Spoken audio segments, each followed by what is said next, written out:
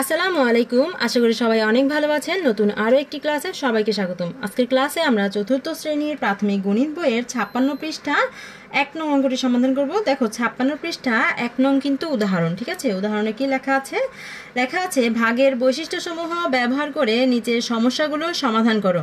আমরা ভাগের বৈশিষ্ট্য শিখেছি, ভাগের বৈশিষ্ট্যগুলো আগের ক্লাসে শিখেছি, আশা করি মনে আছে। কি ছিল সেগুলো? ছিল ভাজ্য এবং ভাজককে একই সংখ্যা দিয়ে গুণ করলে ভাগফল একই থাকে, আবার ভাজ্য এবং ভাজককে একই সংখ্যা দিয়ে ভাগ করলেও ভাগফল একই থাকে, অর্থাৎ ভাগফলের কোনো পরিবর্তন হয় না, ঠিক আছে? ভাজ্য এবং ভাজককে যদি আমরা একই সংখ্যা দিয়ে গুণ করি বা ভাগ করি, যাই করি, আমাদের ভাগফলের কোনো পরিবর্তন হয় না। এটাই হচ্ছে কি ভাগের বৈশিষ্ট্য। আশা করি সেটা মনে আছে এবং আমি সেটা খুব ভালোভাবে ব্যাখ্যা করেছি আগের ক্লাসে, সেগুলো আশা করি দেখেছো। তো বলেছে সেই বৈশিষ্ট্য ব্যবহার করে নিচের সমস্যাগুলো সমাধান করো এবং সমাধানের পদ্ধতি সহপাঠীদের সাথে আলোচনা করো। তো খেয়াল করো 1 নংয়ে যেটা লেখা আছে 250 ভাগ 50। তো এইটাকে আমরা কিভাবে ভাগের বৈশিষ্ট্য ব্যবহার করে ভাগটা করব। খেয়াল করো এখানে একটা শূন্য দেখতে পাচ্ছি, এখানে একটা শূন্য দেখতে পাচ্ছি। তো আমরা সমান সংখ্যক শূন্য কেটে দিলাম। সমান সংখ্যক শূন্য কেটে দিলাম।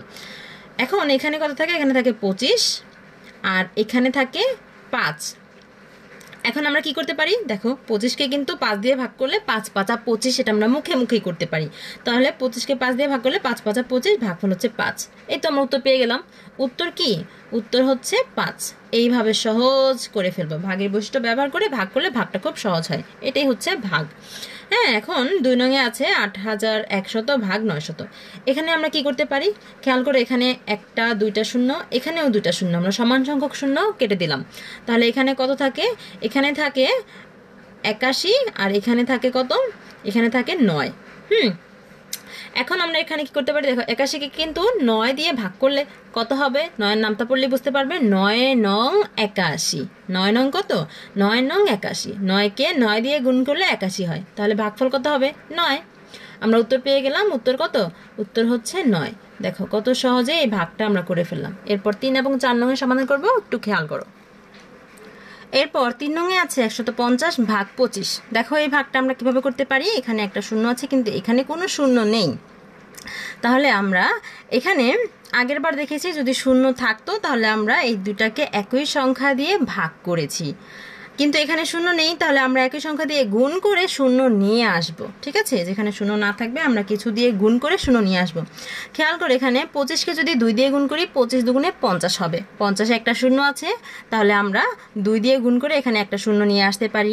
আবার কেউ যদি বলে আমি 4 দিয়ে গুণ করে 4 25 100 করব, তাহলেও হবে। 4 25 100, 100-এর মধ্যেও তো শূন্য আছে।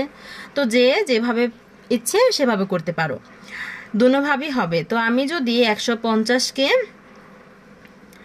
2 দিয়ে গুণ করি, তাহলে এখানে আমাদের 25-কে কি করতে হবে? 2 দিয়ে গুণ করতে হবে। হ্যাঁ, 25-কে 2 দিয়ে গুণ করলে 50 হবে, আমরা দেখেছি। এই জন্য এই 2 দিয়ে 25-কেও গুণ করলাম, 150-কেও গুণ করলাম। ভাজ্যকেও গুণ করতে হবে, ভাজককেও একই সংখ্যা দিয়ে গুণ করতে হবে। এখন কত হবে? দেখো এখানে 2 এ 0 0, 5 দুগুণে 10-এর 0, হাতে 1, 2 1-এ 2 আর 1 যোগ করলে 3, 300। তারপরে ভাগ, আর এখানে গুণ করলে 5 আর 2 গুণ করলে 5 দুগুণে 10, 10-এর 0, হাতে 1, 2 আর 2 গুণ করলে 2 দুগুণে 4 আর 1-এ 5, 25 দুগুণে 50। এখন খেয়াল করো এখানেও শূন্য পাচ্ছি, এখানেও শূন্য পাচ্ছি। তাহলে এখানে একটা শূন্য আর একটা শূন্য, আমরা সমান সংখ্যক শূন্য বাদ দিয়ে দিলাম, ঠিক আছে? তার মানে হচ্ছে 300-কেও 10 দিয়ে ভাগ করলাম, 50-কেও 10 দিয়ে ভাগ করলাম। একটা একটা করে শূন্য, সমান সংখ্যক শূন্য বাদ যাবে। এখানে থাকে 30 আর এখানে থাকে কত? 5। এখন 30-কে 5 দিয়ে ভাগ করলে কত হবে? 30-কে 5 দিয়ে ভাগ করলে 5 6 30। 30-কেও আমরা 5 দিয়ে ভাগ করব, 5-কেও 5 দিয়ে ভাগ করব। তাহলে কত হবে? 5 6 30, ভাগফল হবে 6। দেখো আমরা উত্তর পেয়ে গেছি। কত সহজে, আমাদের আলাদা করে আর কোনো ভাগ করতে হয় না। উত্তর পেয়ে গেছি 6। তারপর 4 নং। 4 নংয়ে আছে 700 ভাগ 25। এখানেও দেখো ভাজকে কোনো শূন্য নেই, তাহলে আমরা এমনভাবে করব যাতে ভাজকে শূন্য আমরা নিয়ে আসতে পারি।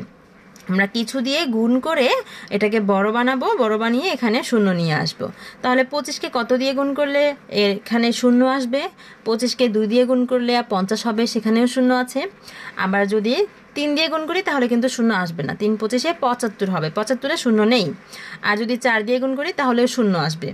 4 25-এ 100।